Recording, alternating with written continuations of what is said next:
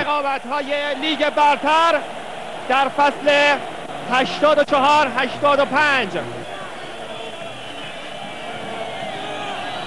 تونستیم که از شرمندگی هوادارمون در بیایم و مسئولیتمون بالا رفت، چون سال بعد آسیایی برامون خیلی شاید سخت‌تر باشه، توقعات بالاتره.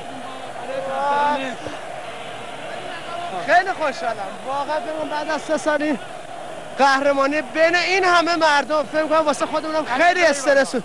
قبل از بازی همه بچه‌ها استرس داشتن، ولی واقعا دستشون درد نکنه. من تا این همه استقلالی با هم یه جا ندیدم. تیم ملی دیدم، استقلال پرسپولیس دیدم، تیم ملی رو با هم ندیدم.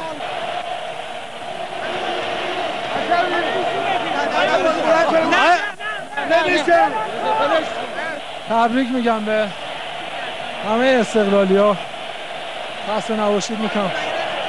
هر حال عذرخواهی میکنم از همه‌شون، چند سال تحملمون کردن و حال امسال ما تونستیم که اون چیزی که حقشون بود و بهشون بدیم. شادی که میتونستن زودتر داشته باشن، ما یه خورده شاید کمکاری کردیم و خیلی دیر بهشون دادیم.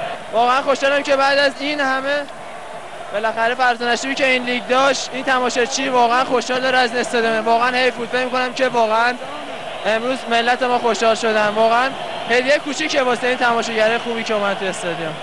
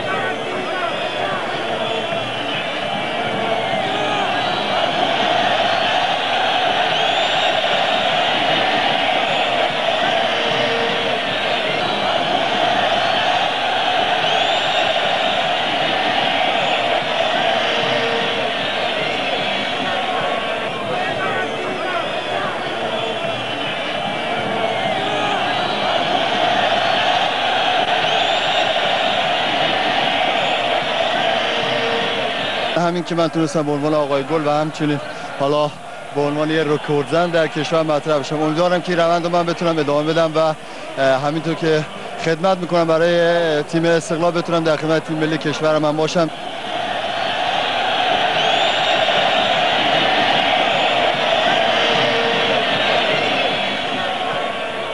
بچه‌ها خوب بازی کردن، مردم هم زیاد اومدن، هوادارهای آبی زیاد اومدن، خب کمک کردن ما قهرمان شدیم. آقا چی شده دسته؟ این دستم زدم، من هول دادم به جام، نمیدونم که پشت با زد، رفتم خوردم به جام.